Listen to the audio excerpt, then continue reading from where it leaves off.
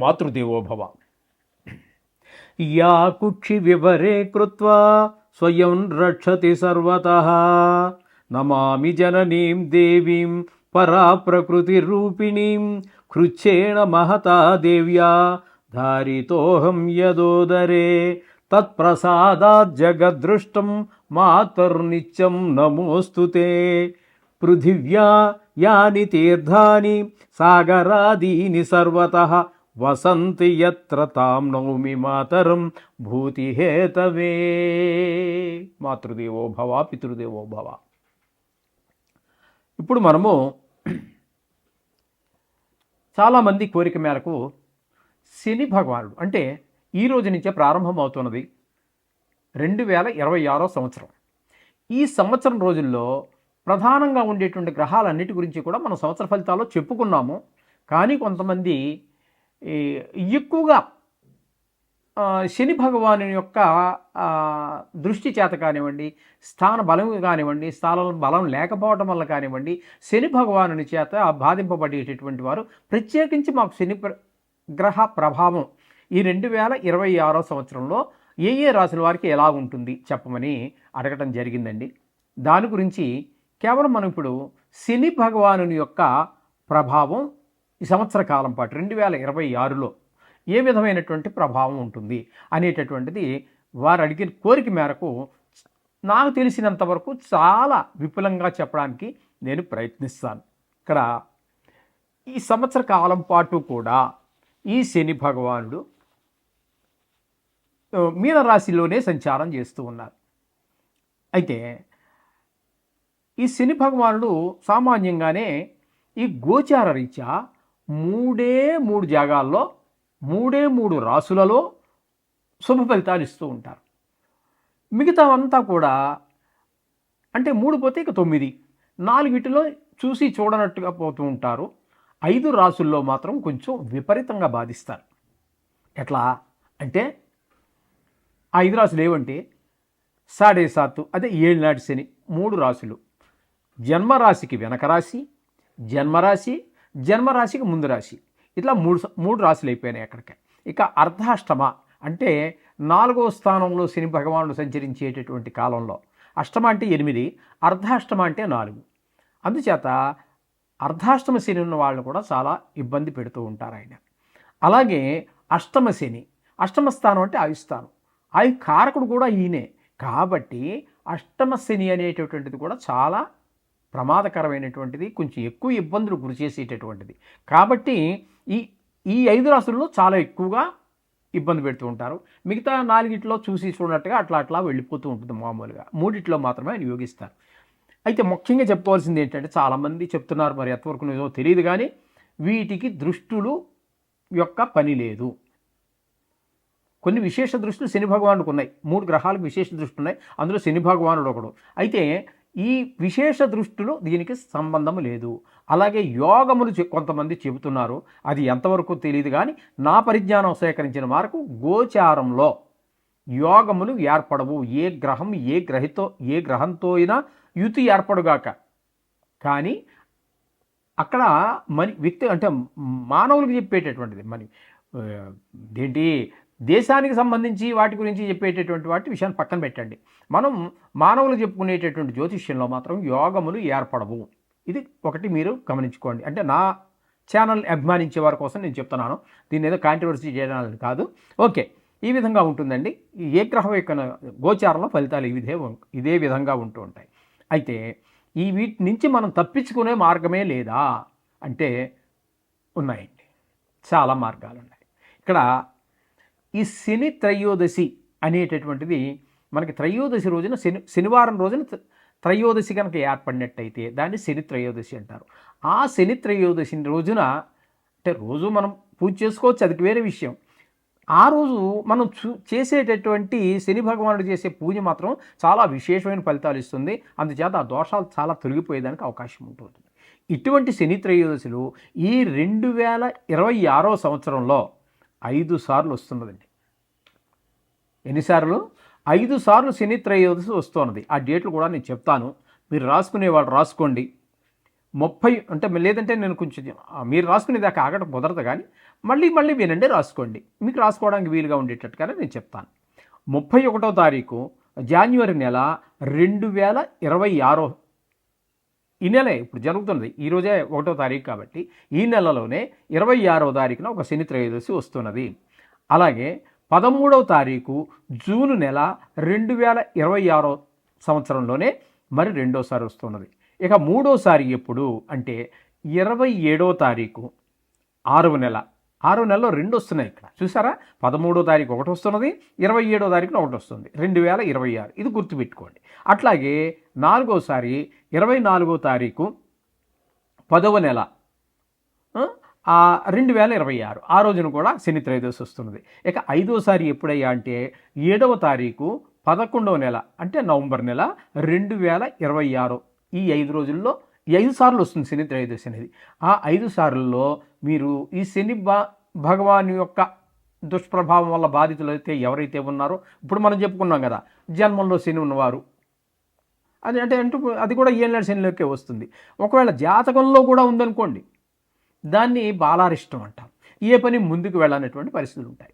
ఆ విధంగా జన్మల్లో శని ఉన్నప్పటికీ కూడా ఈ ఏళ్ళనాడు శనే కాకుండా జాతకరీత్యా కూడా జన్మల్లో శని ఉన్నటువంటి వారు, అలాగే ఇక్కడ మన గోచారంలో శని ఉన్నటువంటి వారు 5 రాసుల్లో, ఈ అర్ధాష్టమంలో కానీ ఇట్లా ఈ 5 రాసులు మనం చెప్పుకున్నాం కదా, వీటిలో ఏ ఒక్కరైనా ఎక్కువగా బాధపడుతున్నట్టయితే వాటిని ఆ రోజున మనం విశేషంగా తైలాభిషేకం చేయించడం కానీ, లేదా నువ్వులు దానం ఇచ్చుకోవటం కానీ, ఇంకా కొన్ని కొంతమంది మీద మిగతా గ్రహాల యొక్క పరిస్థితి బాగలేనప్పుడు ఈ ప్రభావం మరింత ఎక్కువ అవుతూ ఉంటుంది. కాబట్టి అటువంటి వారికి కొన్ని వ్రతాలు చెప్పబడి ఉన్నాయండి. అవి నేను ఇప్పుడు చెప్పబోతూ ఉన్నాను. దీన్ని ఈ శనిదేవుని యొక్క వ్రతం అనుకోండి, పూజా విధానం అనుకోండి, అది చేసే విధానం ఏంటి, దాని ఫలితాలు ఏ విధంగా ఉంటాయనేది మనం ఒకసారి ప్రస్తావిద్దాము. మొట్టమొదటిగా మామూలే గణపతి పూజ, అది ఆదో గణనాయక, అంతే లేకుండా ఏ పూజ ఎప్పుడు ఏది జరగదు. కాబట్టి మొదట్లో గణపతి పూజ చేసుకోండి. తర్వాత మండపారాధన చేసుకోండి. మండపారాధన తెలుసుందే కదా, అంచేత మీకు తెలియకపోయినప్పటికీ పురోహితులు తప్పకుండా చేస్తారు. ఆ మండపారాధన అంతా ఉంటుంది.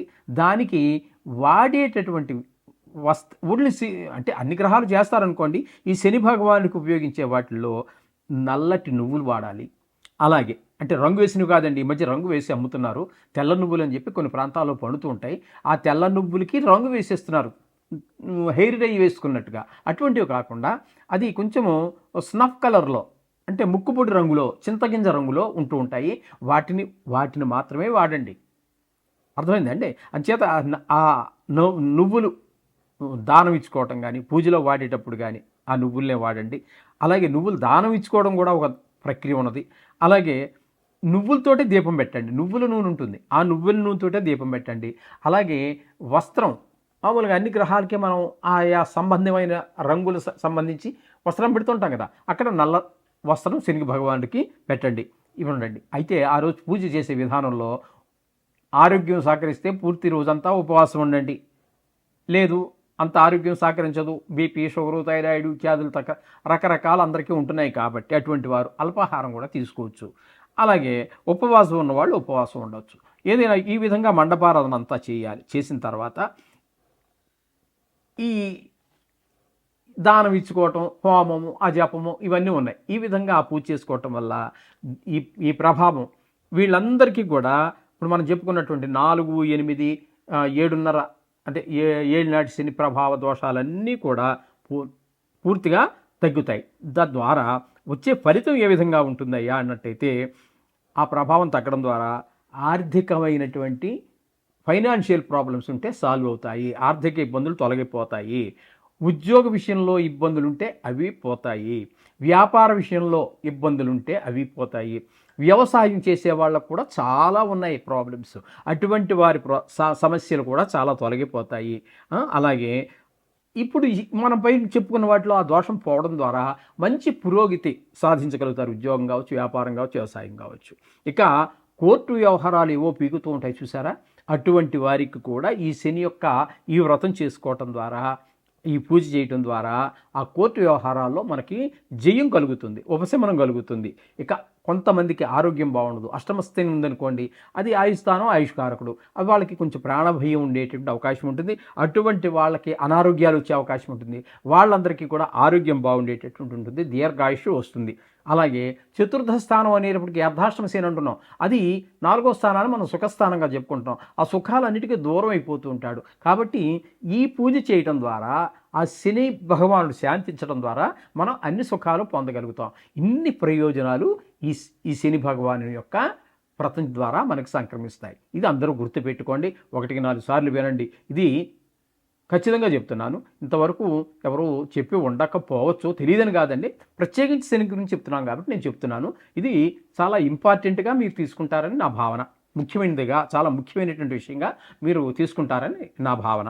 ఇకపోతే ఇందులోనే ఈ సంవత్సర కాలంలో అంతా ఇలాగే ఉంటుందా అంటే కొన్ని మార్పులు చేర్పులు ఉండొచ్చు. వక్రగతి, రిట్రాగ్రేషన్ అంటాం మనం ఇంగ్లీష్లో. దీన్ని వక్రగతి కూడా కొంత నడుస్తోంది ఈ సంవత్సర కాలంలో. అదేంటంటే ఎప్పుడంటే 2026లో 7వ నెలలో, అంటే జూలై నెలలో ప్రారంభం, 26వ తారీఖున ప్రారంభమయ్యి 10వ తారీఖు 12వ నెల డిసెంబర్ 26 వరకు కూడా వక్రగతిలో, అంటే సుమారుగా 137-138 రోజుల పాటు అక్కడ సంచారం చేస్తున్నారు. అయితే ఈయన ఇక్కడి నుంచి మళ్ళీ వెనక్కి వెళ్ళే ప్రసక్తి లేదు. ఆయన అక్కడే ఉంటారు, శని భగవానుడు అదే మీనంలో ఉంటారు. కానీ ఫలితాన్ని మాత్రం వెనక స్థాన ఫలితాన్ని ఇస్తారు. ఇది గమనించుకోండి. ఓకే, ఇది అందరూ గుర్తుపెట్టు. మకర రాశి వారికి 2026వ సంవత్సరంలో శని భగవానుడు ఏ విధమైనటువంటి ఫలితాలు ఇవ్వబోతున్నారు అనేటటువంటిది సశాస్త్రీయమైన పద్ధతిలో మనం తెలుసుకునేటువంటి ప్రయత్నం చేద్దాము. ఇక్కడ ఈ మకర రాశి వారికి ఏ విధమైన అంటే మకర రాశి నుంచి ఇప్పుడు శని భగవాన్ యొక్క సంచారం మీనరాశిలో జరుగుతోంది కాబట్టి మకరం నుంచి 3వ స్థానం అవుతుంది. ఆ 3వ స్థానం అవుతుంది కాబట్టి 3వ స్థానంలో సంచరించేటటువంటి శని భగవానుడు మనకి ఇచ్చేటటువంటి ఫలితాలు ఏ విధంగా ఉంటాయంటే, శ్రీభోగంచ మనస్సౌఖ్యం బుద్ధి యత్నాది సిద్ధికృతు స్వస్థానం ప్రాప్తిం ఆరోగ్యం రవిపుత్రి తృతీయగే. సూర్యభగవాన్ యొక్క పుత్రుడైనటువంటి శని భగవానుడు 3వ స్థానంలో కనుక ఉన్నట్టయితే అక్కడ మనకి ఇచ్చేటువంటి ఫలితాలు ఏ విధంగా ఉన్నట్టయితే, స్త్రీ సౌఖ్యం ఉంటుంది, సంతోషం ఉంటుంది, బుద్ధి బలం బాగా ఉంటుంది. మనం ఏ ప్రయత్నం చేసినా ఆ ప్రయత్నంలో మనం విజయం సాధించగలుగుతాము. అలాగే స్వగ్రామంలో సౌఖ్యంగా జీవించటం, ఆరోగ్యంగా ఉండటం, ఇవన్నీ కూడా శని భగవానుడు మీకు ఈ యొక్క మకర రాశి వారికి ప్రసాదిస్తూ ఉన్నారు ఈ సంవత్సర కాలం.